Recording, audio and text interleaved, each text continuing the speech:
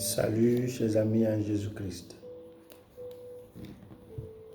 Nous méditons aujourd'hui autour de la parole de Dieu tirée du 17e dimanche du temps ordinaire, l'année C. Nous voulons parler du rôle de l'intercession.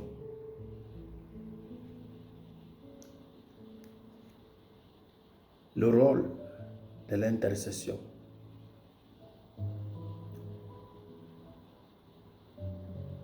Dans les activités humaines pratiques et réelles, il y a pas mal de choses qui jouent le rôle intermédiaire.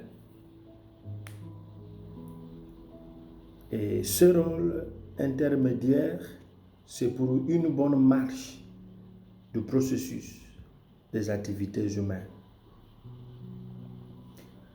Dans le commerce, le détaillant fait la liaison entre le grossiste ou le producteur et le consommateur final. Dans cet échange des premières ou des matières premières, l'argent qui est l'offre légale fait la liaison entre le vendeur et l'acheteur. Sur ou dans les affaires juridiques, l'avocat fait la liaison entre le juge et son client, qui pourra être l'accusé ou le plaignant. Au niveau de l'architecture, ou voire du transport, le pont fait le lien entre deux terrains divisés par la montagne ou la vallée ou de l'eau. Et nous avons constaté que dans tous ces aspects de liaison, la mesure où notre objectif est atteint dépend essentiellement de la force ou de l'authenticité ou de la validité de la liaison faite. Mais qui est un avocat? Qui est votre avocat?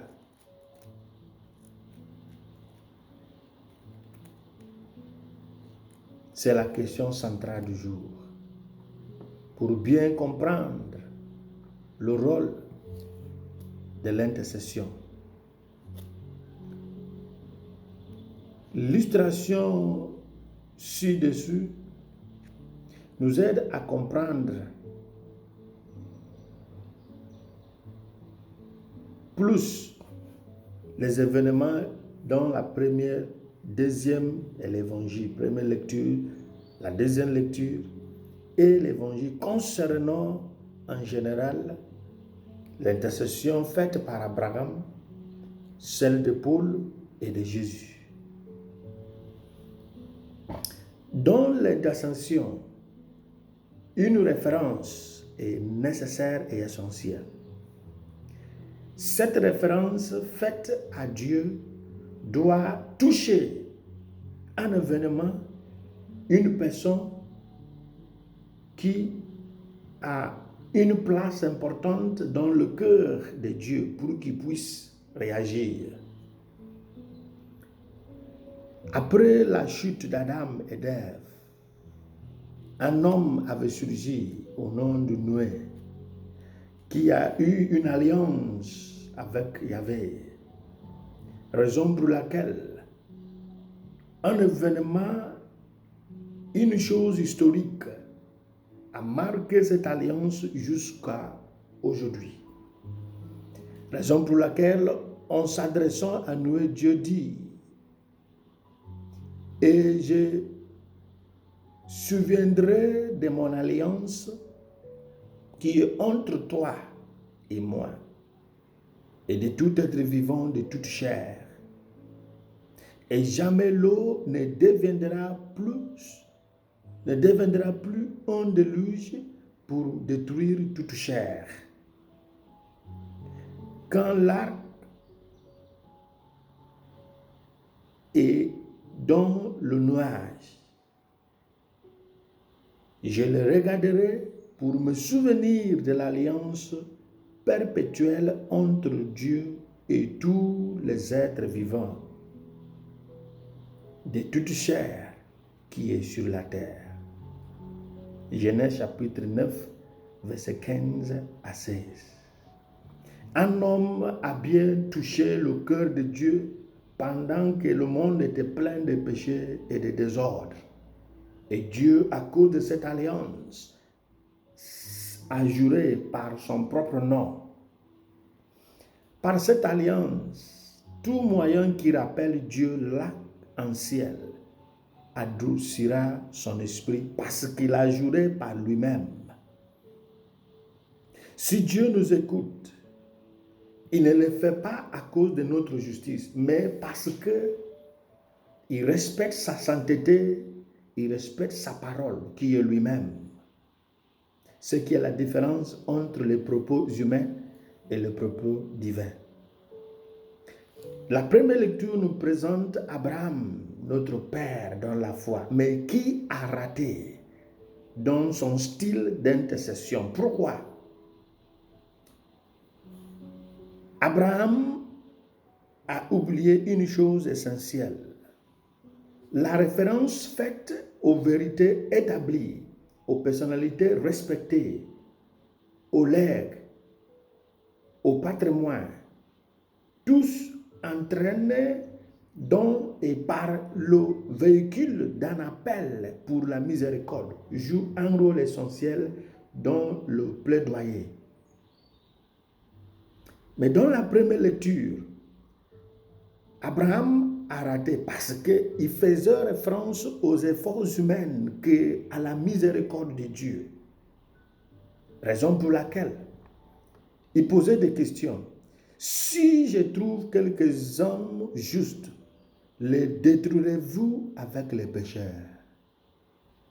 Avant que Dieu ne décide d'aller détruire Sodome et Gomorrhe, il s'est bien renseigné que les justes ne sont pas à Sodome et à Gomorrhe. Parce qu'il n'arriverait jamais à détruire les justes avec les péchés. Parce que les justes, ce sont ces images qui véhiculent son règne. Abraham a eu des ratés parce qu'il s'occupait à chercher une justification fondée sur les efforts humains ou la capacité humaine. Il n'a pas fait appel complètement à la miséricorde de Dieu. Il mélangeait la miséricorde et les efforts humains. Les deux ne marchent pas ensemble. Si Dieu a vu qu'il y a une erreur sur place, il y a une autre chose qui était manquée, qui a manqué dans ce plaidoyer d'Abraham. Il n'avait pas demandé un petit temps pour évangéliser de nouveau ce peuple concerné. Bien qu'Abraham ait intercédé pour Sodome en tête à tête devant l'Éternel, pied à pied, son intercession manque une fondamentale que le rédacteur des psaumes s'exprime lorsqu'il disait: si tu regardes nos fautes, Seigneur, qui subsistera? Mais il y a du pardon auprès de toi. C'est pourquoi tu dois être respecté. Psaume 130, versets 3 à 4.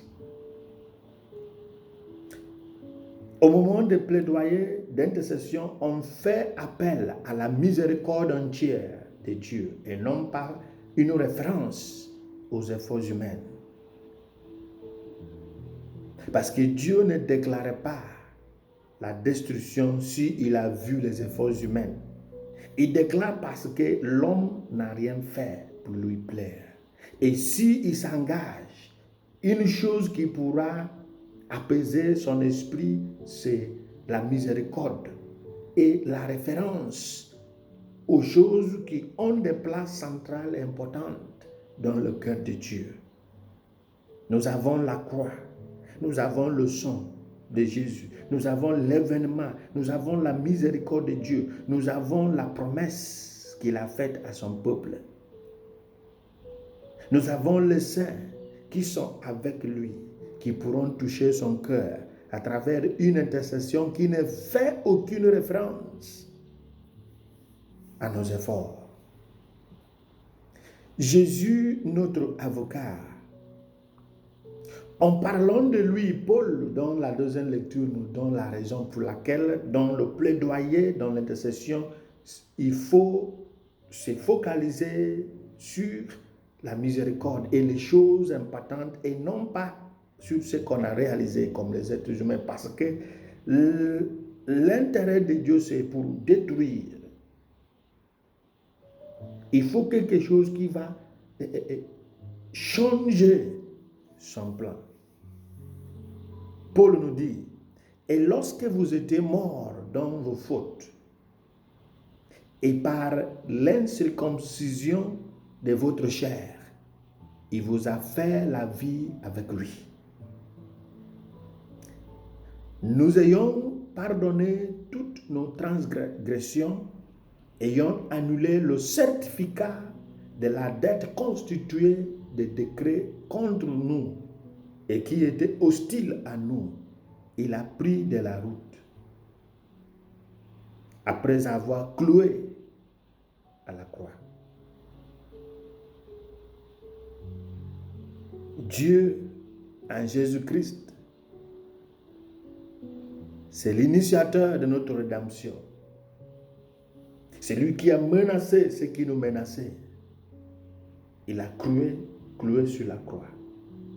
Une intercession qui oublie, qui néglige cet événement de la croix, la victoire de la croix, la plaie de Jésus, le sang de Jésus, la croix de miséricorde, l'événement du jardin de Kidron, de Gethsemane,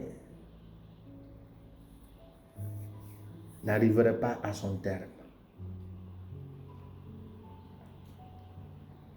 Dans cette intercession, il y a une chose. Les gens qui intercèdent pour nous font référence à la miséricorde en citant les événements, les choses, les personnes très importantes dans la vie de Dieu. Le diable, d'un côté, donnera des raisons en se basant sur les Écritures saintes pourquoi Dieu ne doit pas nous pardonner. Et Dieu regardera l'importance, la référence, l'accent mis sur les choses qui attirent son attention en nous pardonnant. L'Apocalypse nous dit que c'est par le sang de l'agneau et par notre témoignage que nous avons vaincu. Nous avons le sang de l'agneau,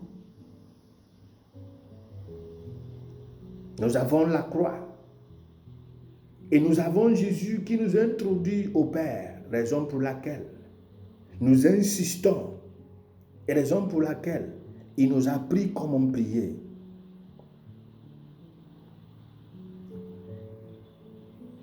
Dans certains pays africains, quand un enfant commet des bêtises, on le frappe et des fois, il fouille la maison, mais il traîne dans la cour ou au seuil de la porte, attendant un aîné, un parent, un proche qui pourra le conduire à son père pour demander le pardon, en apprenant à cet enfant comment demander le pardon d'une manière humble et respectueuse. Jésus, qui nous conduit au Père, nous montre comment s'adresser au Père.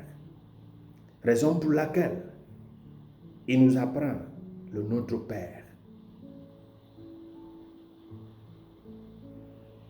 Il nous apprend le Notre Père. Nous demandons que la volonté de Dieu soit faite parce que il nous faut rentrer dans la demeure divine pour que Dieu puisse intervenir ou s'intéresser à notre affaires humaine. Raison pour laquelle il ne faut pas commencer cette alliance, cet engagement, cette rencontre avec des demandes à notre faveur, mais d'initier, de créer cette rencontre d'une entrée dans la vie de Dieu. Que ta volonté soit faite sur la terre comme au ciel. Jésus, par l'Esprit Saint, nous a appris comment s'adresser à Dieu comme Abba Père. Romains chapitre 8, verset 15.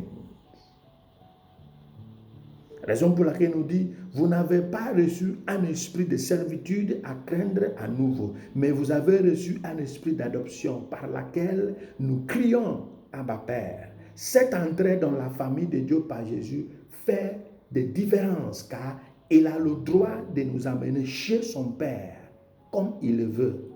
À ce propos, l'Écriture dit, et il chantait un cantique nouveau, en disant, tu es digne de prendre le livre et d'en ouvrir les sceaux, car tu fus émoulé, rachetant pour Dieu au prix de ton sang les hommes de toutes tribus, langues, peuples et nations. Et tu les as fait, tu as fait de même, un royaume de prêtres pour servir notre Dieu, et ils régneront sur la terre. Apocalypse 5, 9 à 10. Comme agneau immolé, c'est Jésus qui a le droit de nous conduire au Père en nous enseignant comment prier. Cette prière est plus sur l'entrée dans l'union avec le Père qu'une prière pour demander notre besoin, bien qu'il en fait partie, bien qu'il en fasse partie.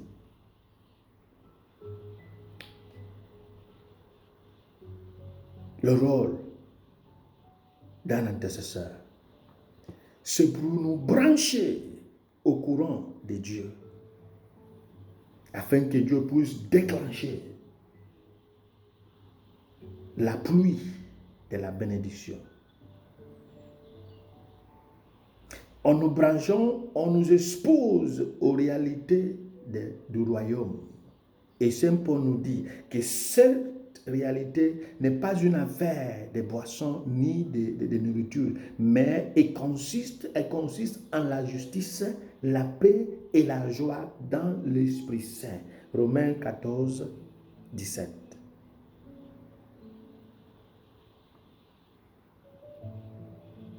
Raison pour laquelle la fin de l'évangile nous dit d'insister, parce que comme un ami qui demandait l'assistance de son ami,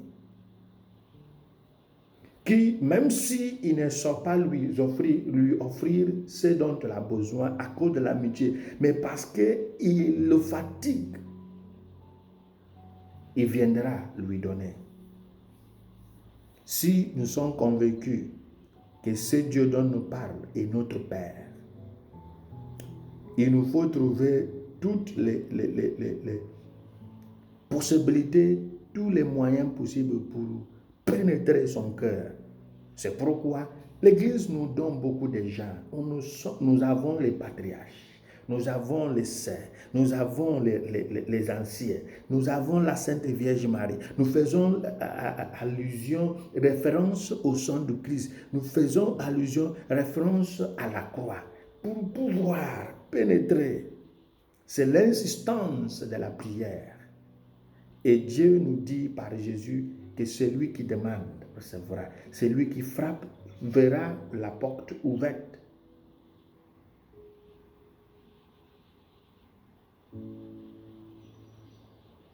Jésus ne veut pas nous abandonner. Raison pour laquelle il disait, pendant que j'étais avec eux dans le monde, je les gardais en ton nom. Ce que tu m'as donné, je les gardais. Et aucun d'entre eux est perdu, mais le fils de perdition, afin que l'écriture soit accomplie. Si nous sommes convaincus que Jésus est pour nous, il nous faut toujours continuer à marcher. Celui qui intercède et celui pour lequel on intercède doit pouvoir marcher vers cette union afin que Dieu puisse agir, qui nous bénisse. Au nom du Père et du Fils et du Saint-Esprit. Amen.